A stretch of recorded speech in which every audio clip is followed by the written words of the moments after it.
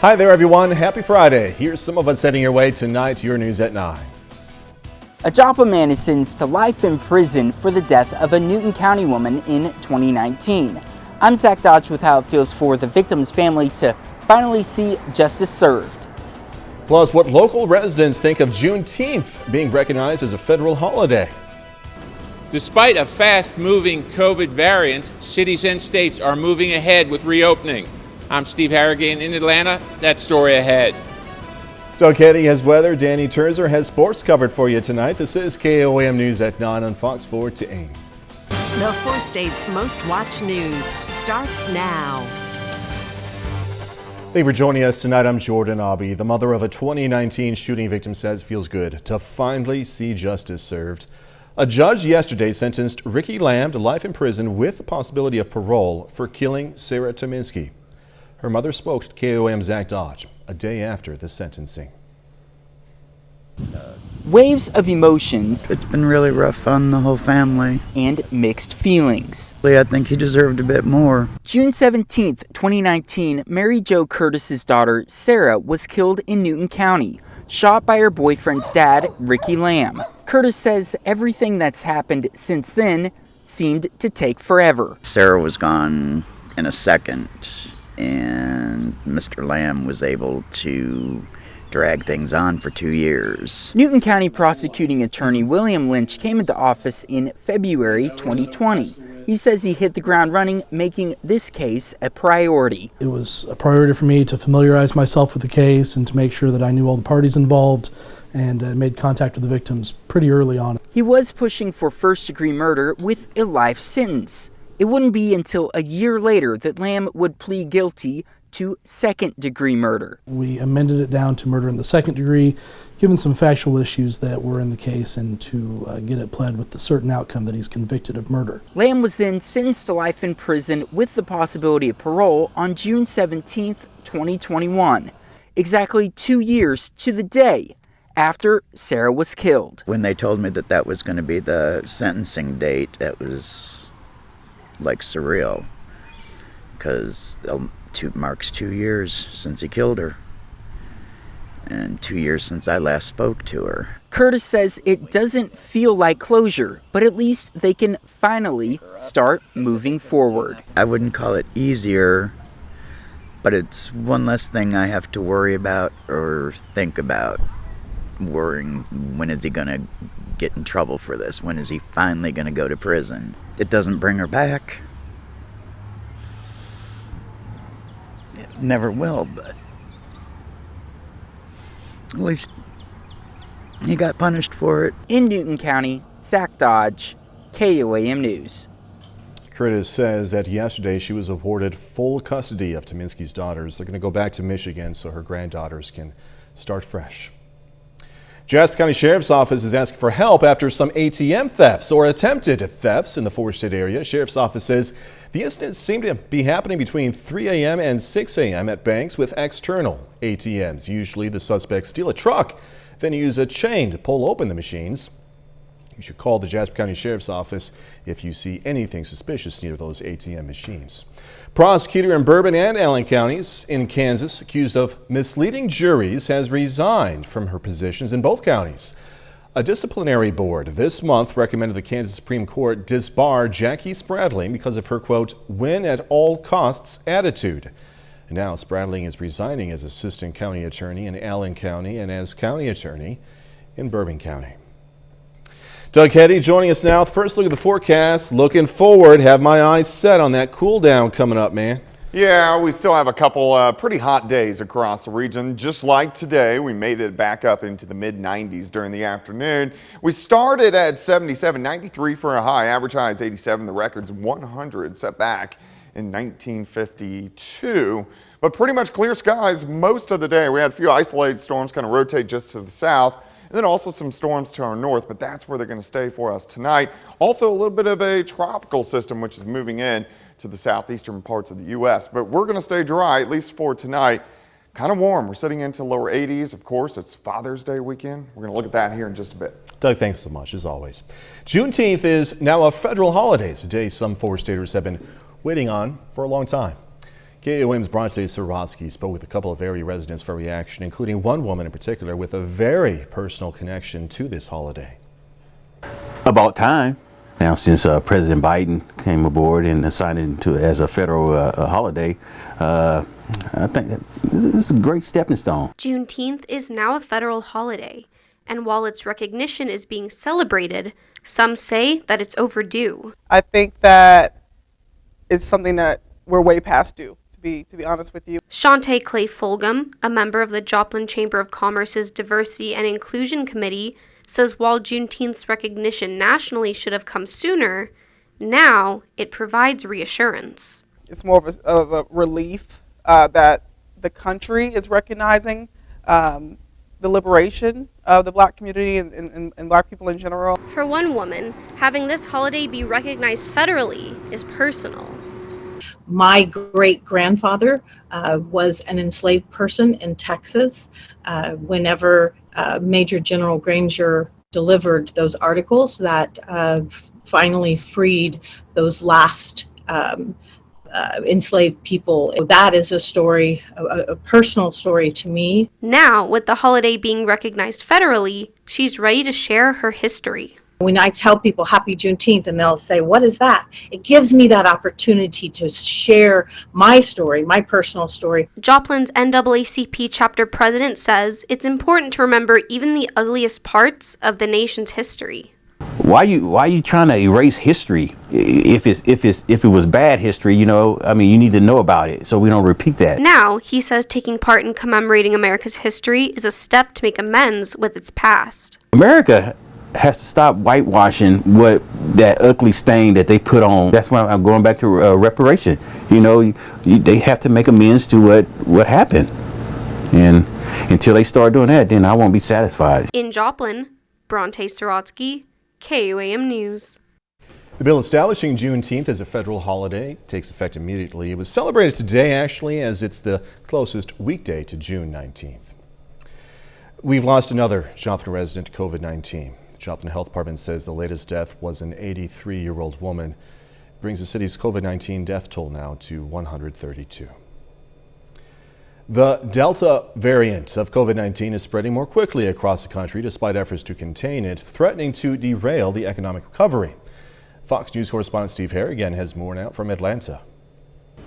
The summer is heating up, and so is the economy, with millions of Americans heading back to work as vaccination rates climb. But the CDC is warning the fast spread of the Delta variant could threaten that progress. New Delta cases jumped 40% in the past 7 days, now accounting for more than 10% of all infections in the U.S. It is more transmissible and could cause more severe disease than the original, posing a major risk for those unvaccinated or only partially vaccinated. If you're fully vaccinated and you get exposed to the Delta variant, you're no more likely to get it than any of to get illness from COVID-19. Earlier this week, the CDC labeled Delta a variant of concern, but so far, no cities or states are pulling back on their reopening plans. Some folks say it makes them less likely to get out and about, while others say they feel safe despite the new threat. COVID is still around, like it hasn't gone away just because things are open.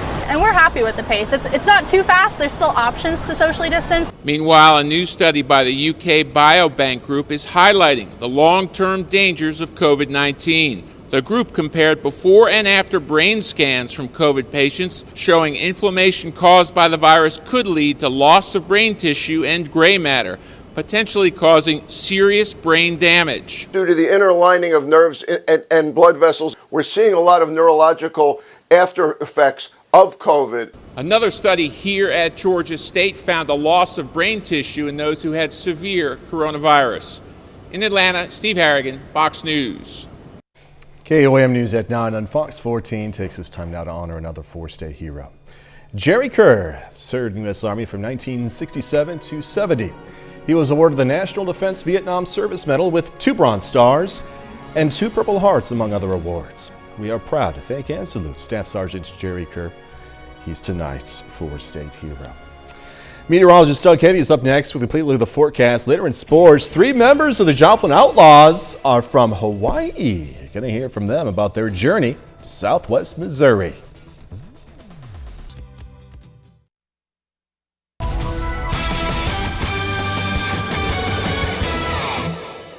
Well, it definitely was another hot, humid day for us today. Really, over the past 2 weeks, we've dealt with the heat this entire week, last week as well, but the humidity has been really bad most of this week as we've had heat indices about 100 to 105 just about each and every day. Looks good right now. Here's a live shot. Indigo Sky Casino and Resort, of course, Indigo is just outside of Seneca, Missouri. Pretty much clear skies. Temperatures, though, are still warm. 87 in Neodesha, Yates Center 83, Oswego 82, and Miami 85 in Pitt. Anderson at 83, Cassville is sitting at 84, Stockton is sitting at 85 degrees, and the humidity is still kind of up there. We have dew points in that 70 to 75 degree range, which puts us in that muggy to soupy range, and that's where we're going to sit for the next 2 days, and then we'll start to get a little bit of relief. Looks fine right now. Clear skies. We're looking at 7th and range line. I think we'll see pretty much clear skies for us tonight. Had a couple random thunderstorms near Table Rock a little bit earlier this evening. Those have died down. There's just been a few random isolated little storms. You can see the clouds kind of puff up and then gone. Really, any thunderstorms mainly staying to our north, then back out through the central parts of the Rockies. Also, we can drop south. We got a tropical cyclone, which is making landfall very close to New Orleans. Not a hurricane, but this is a big rainmaker, which is going to give the southeastern parts of the U.S. quite a bit of rain over the next 24 hours. We've been dealing with this big dome of high pressure, giving us the heat, the humidity, the jet streams picking up to the north. So this is breaking down. So that means we're going to get some relief from the heat once we get into late Sunday, also into Monday. Now, most of the weekend is going to be hot. Thunderstorms to our tonight to our north, right across central parts of Missouri. We're going to stay dry. We're going to heat up again tomorrow. Any storms mainly just north of the region. I think most of us will go mid-90s. We'll start at 72, 90 by noon, high temp at 95. A little breezy. Southerly winds at about 5 to 15, maybe gusting near 20. All right, tomorrow night, thunderstorms again, mainly stay north of the region. So I think we'll stay dry. Then as we go into Sunday, still Father's Day, mainly hot, mainly humid, but we'll start to get some thunderstorms working in here by evening. Some of those could be kind of strong, maybe even low-grade severe, so we'll watch that by the time we head into Sunday evening. Heat indices high, upper 90s to near 100 tomorrow, and then into the triple digits on Sunday, and then we'll start to look a little bit better by the time we head into early next week as that storm system rolls through and kind of cooler air works in for us by the time we head into Monday and Tuesday. 95s tomorrow, Sunday, only 80 on Monday, which is pretty good. 82 on Tuesday. The heat does return late next week, but we get 2 or 3 days, and it looks pretty good. Jordan? Mowed your lawn yet, Doug Caddy? No, I'm going to do it in the morning. Stay cool, man, all right? Coming up, inflation fears. If you're planning on buying new furniture, a used car, or even gas, you better dig a little deeper in your pocket. I'm Caroline Shively in Washington. We're taking a closer look at inflation and just how high it could go. I'll have that story coming up. Right here on Fox 14. Anyone who's been to the grocery store or gas station knows prices have gone up, right? Policymakers are noticing, and some are worried the price hikes are accelerating. Fox News correspondent Caroline Shively breaks it all down for us from Washington. Inflationary impulse, I think, is more intense than we were expecting. Translation? Prices are going up. From used cars to plane tickets to furniture, the cost of goods is on the rise. Here's more bad news. The Consumer Price Index rose 5% last month over the previous May, the biggest jump since 2008. Updated inflation projections from the Federal Reserve rose to 3.4% for the year, a point higher than they predicted in March. Some members of Congress say it's about to get worse. The way we're going with inflation right now, we're going to see the worst inflation that we've seen since World War II. And inflation is taxation. We've already seen groceries go up over 21%. All right, ready for some good news? The Fed and the stock market don't seem too worried, pointing out that the increase follows plummeting prices last year during the height of the pandemic. Longer-term projections show inflation dipping to 2% in the future after a temporary jump. I don't believe that we're at risk of hyperinflation.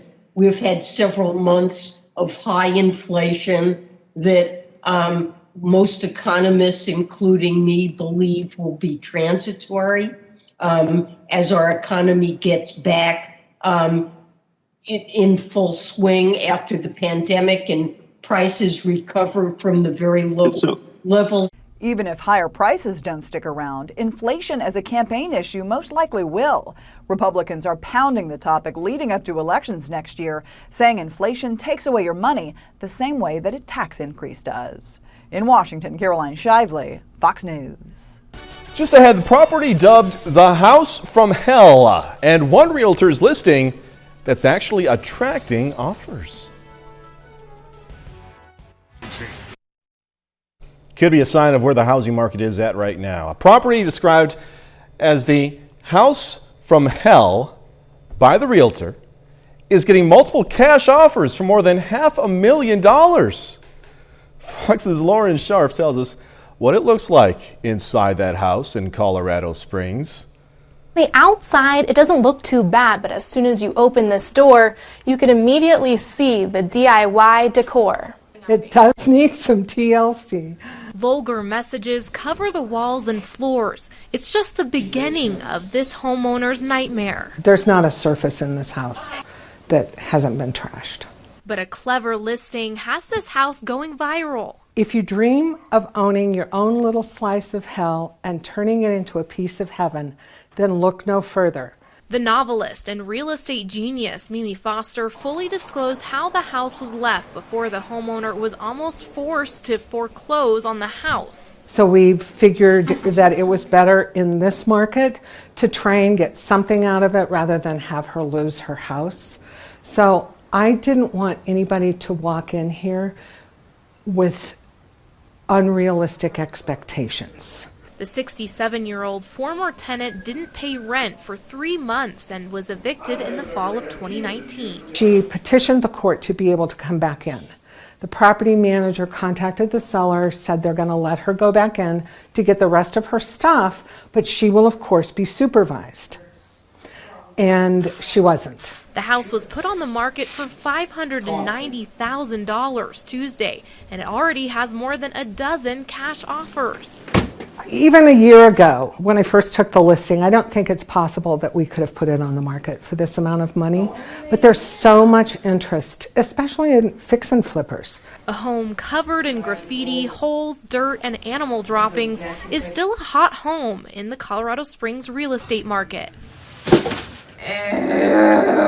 But for that special person who can see through the rough diamond to the polished gem inside. We're told the tenant used to run an animal rescue here. She also claimed she owned the house, and neighbors tell me that she was a hermit. But in every room, you can see urine or feces stain, so be glad we don't have smell-o-vision.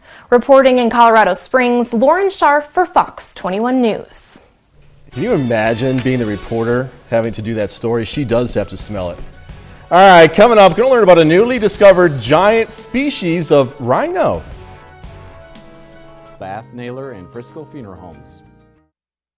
Scientists have discovered a new species of mammals, once among the largest ever to walk the earth. Listen to this. The researchers found fossils of a giant rhinoceros species in northwestern China, including a completely preserved skull that we just saw. They say the skulls and legs of that giant rhino are longer than any of the mammals on land today. They believe the extinct animal weighed 48,000 pounds and its head could reach 23 feet in the air. Researchers say the bones date back to 26.5 million years. Back then, the giant rhino lived in areas like Pakistan, China, Mongolia, and Kazakhstan. Isn't that something? All right, 30 more minutes, news, weather, and sports coming your way. Monster truck madness comes to Miami, but what does it take to actually get behind the wheel of one of these things? You're going to find out coming up.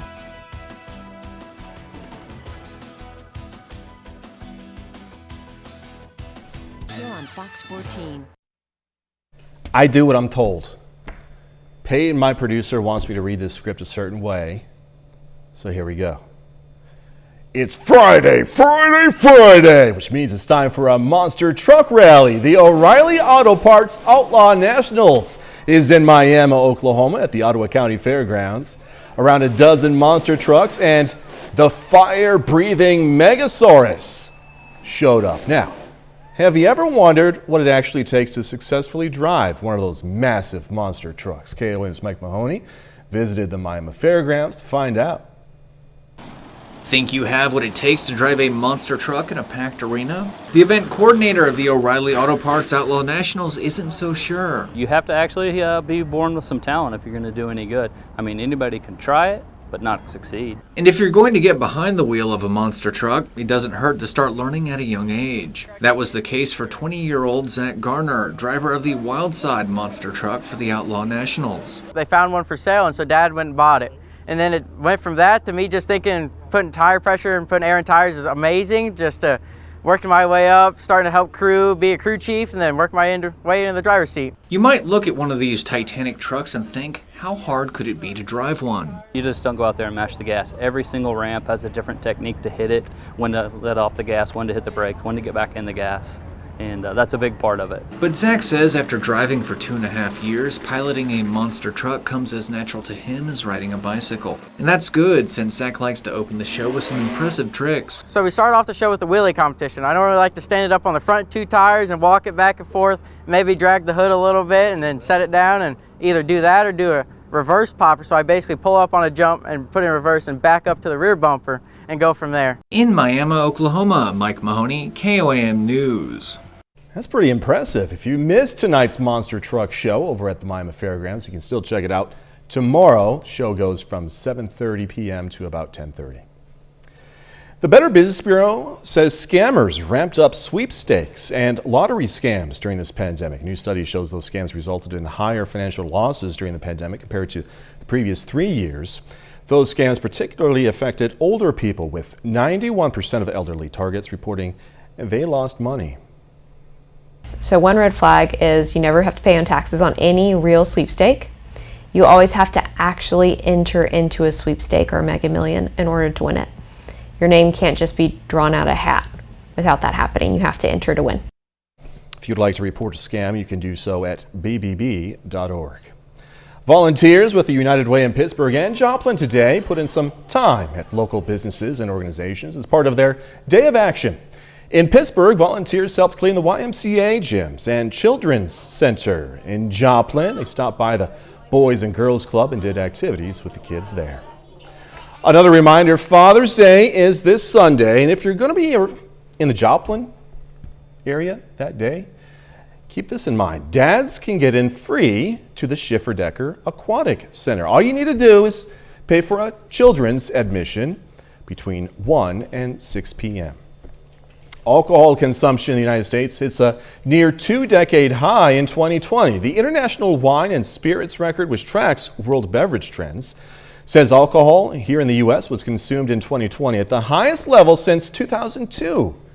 With the coronavirus pandemic and wider choices as key factors, consumers wanted flavors in alcoholic beverages. Wine resonated with many in lockdowns. Spirits such as whiskeys, agave-based, and cognac grew the fastest since 1990. And cocktails grew by more than 52%. The Spirits record says more moderate sales will return over the next 5 years. Tough penalties could be handed down to athletes violating COVID-19 protocol at this summer's Olympics. This coming as Tokyo 2020 organizers weigh whether or not to allow local spectators. Fox News correspondent Benjamin Hall has more. We're just 5 weeks away from the start of the Summer Olympics, and some details still need to be worked out, including whether local spectators will be allowed to attend. A decision on that is expected next week. But Japan's top medical advisor issued a report on Friday saying the safest way to hold the Games is without any fans. Since holding the Olympics is already decided, I hope that it will be held in a way that the infection will not spread. The suggestion puts him at odds with Tokyo 2020 organisers and the International Olympic Committee, who support having some spectators at events. If we ensure security, which leads to safety, I want as many people as possible to watch the Games, like other sports events. But Japan's COVID-19 vaccination rate still lags behind other countries, and some health experts fear the Olympics could become a super spreader event. This week, Olympic organisers issued their final playbook, laying out how they intend to safely hold the Games. They'll require athletes to undergo frequent testing, maintain social distancing, and stay off public transportation. Those who break the rules could face disqualification, fines, or in more severe cases, deportation. Sport has been delivering in across the globe and across events, very good events in the context of COVID with a number of countermeasures that we have adopted and which have been tried and tested. The IOC says that around 80% of athletes who have qualified for the Games have already been vaccinated. In London, Benjamin Hall, Fox News. A bit later, venturing out again in time for summer. President Biden marks 150 days in office, touting what he calls an important milestone in the fight against COVID. I'm Mallory Rivera in Washington with more on what it was coming up. At Roper Honda.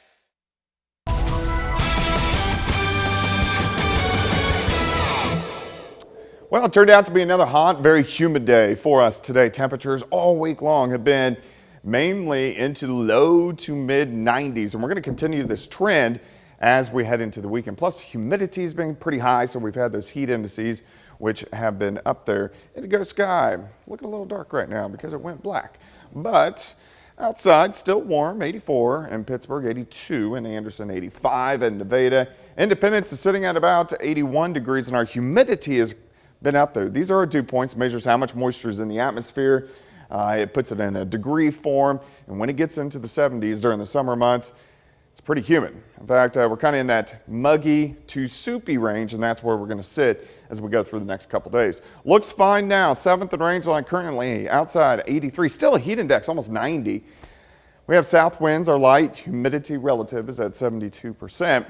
But pretty much clear skies. We have one little thunderstorm blow up. Just an isolated little guy near Table Rock earlier this evening. Besides that, most of the Central Plains have been fairly quiet. If you travel north, you can find some showers and thunderstorms, and then stretching back into parts of Illinois and then all the way back into the central parts of the Rockies. But I really think these thunderstorms tonight are going to stay mainly north of us. Also, a tropical system just off the coast of New Orleans, which is going to cause a lot of rainfall across the southeastern parts of the U.S. over about the next 24 hours.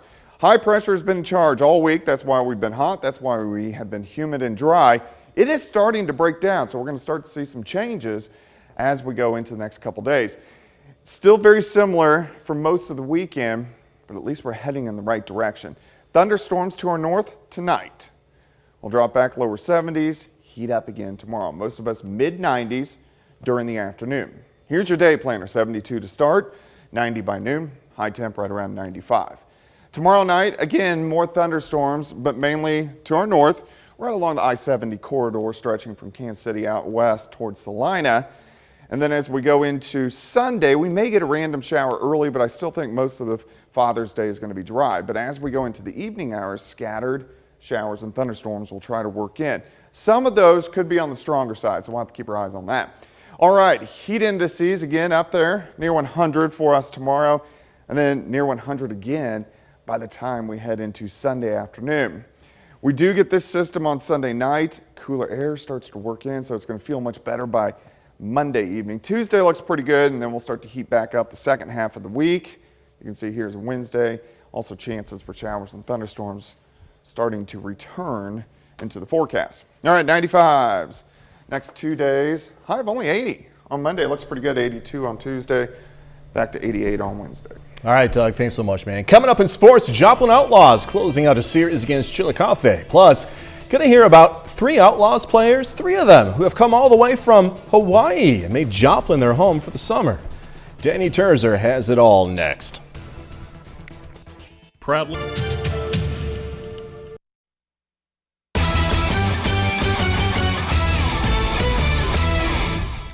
The Outlaws have attracted talent from all over the country to play ball in Joplin this summer, some from nearby and others much farther from home. We caught up with 3 players from Hawaii to learn their thoughts on a summer in the 4 states. For 3 athletes on the Outlaws roster, coming to Joplin, Missouri for the summer meant entering a big unknown. My first question to him was like, where's the Mink League? Like, what is the Mink League? These Hawaiians have never been this far east. At first I thought it was Kansas, so I looked into Kansas.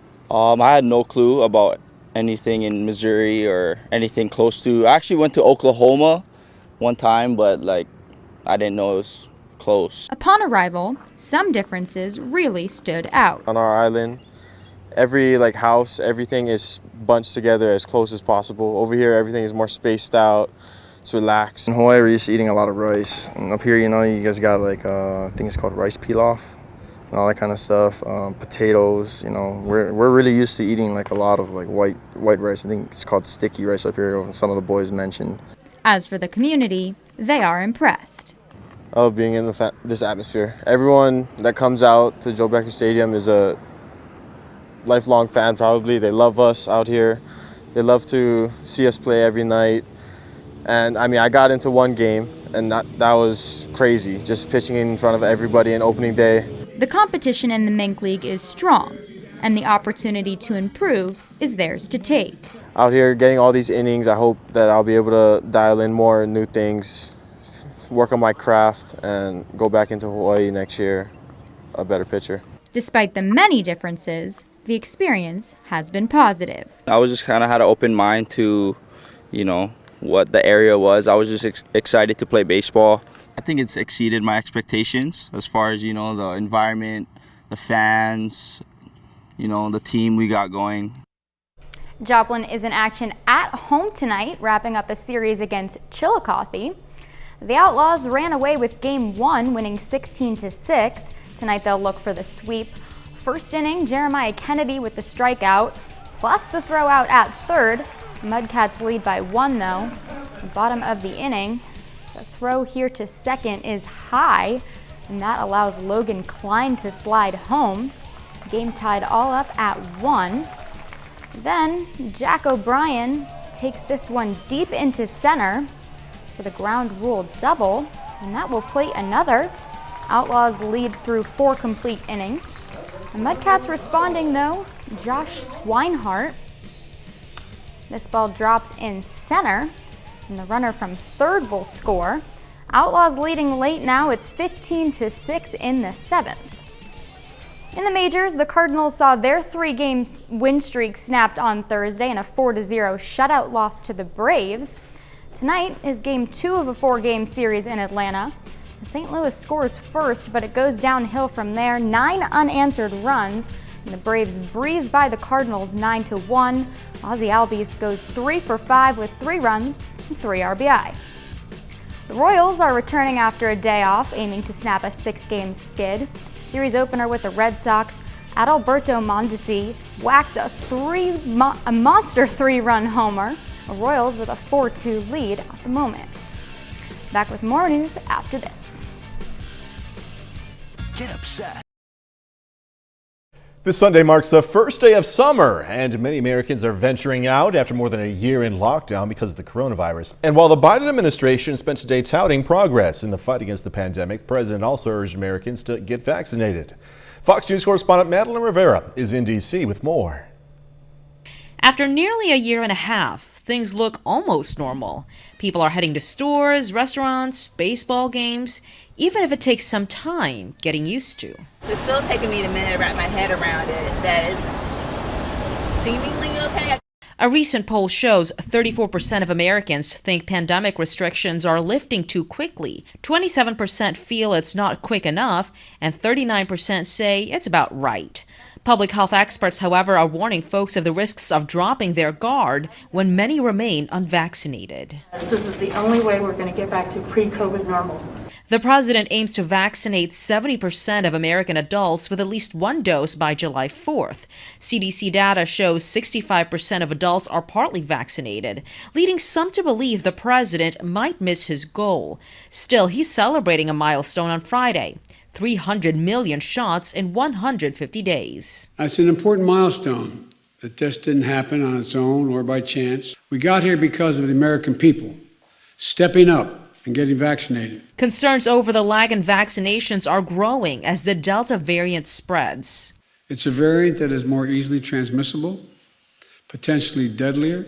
The CDC expects it to be the dominant coronavirus strain later this year, but the vaccines offer protection, the agency says. But I still got my mask just to be on the safe side from time to time. I'm not fully out there yet, but I'm getting to that point. On July 4th, the White House will hold an Independence from the Virus party, hosting thousands of essential workers and military families on the South Lawn. In Washington, Malda Rivera, Fox News. This week's list of new movies now available to watch at home and in theaters when we come back. Couple of documentaries in theaters, new animated tales, and more available at home. Fox's Ashley Dvorkin has a look at this week's new releases. Let's start with a new animated adventure. Disney introduces Luca. Something's fishy with you two. This is Pixar's latest animated film, and it is a sweet and lovely fish out of water story, literally, that is set in a small coastal Italian town. And it is about a sea creature who is desperate to discover more from his life, and then he learns that when he is out of the water, he becomes a human boy. Luca is on Disney+. Netflix adds fatherhood with Kevin Hart. I just want to do what your mom would have wanted me to do. This is really your feel-good Father's Day option to watch this weekend. This is based on a real-life story of a man who had the perfect marriage. They were going to deliver a new baby, and his wife suddenly passed away. So it left this man sort of to pick up the pieces of this tragedy and then to also raise his daughter by himself as a single father. It wasn't like anything else. In theaters is the documentary The Sparks Brothers by Edgar Wright. Emmy, Grammy, Oscar, and Tony? Plus Rita Moreno, just a girl who decided to go for it. This film is 100% on Rotten Tomatoes as of right now. This is going to look at Rita Moreno's 70-plus year career, you know, all the way from her early starts in Puerto Rico to her success on Broadway, to Hollywood, where she broke down barriers. That doc also premiered at Tribeca Festival, which is screening films in person and virtually through June 20th. In Hollywood, Ashley Dvorkin, Fox News. And that's our time for tonight. Thanks so much for joining us. Going to leave you with video of lava in Iceland because we lava you. I'm sorry. Have a great, safe weekend. Happy early Father's Day. Do this all again tomorrow. See you then.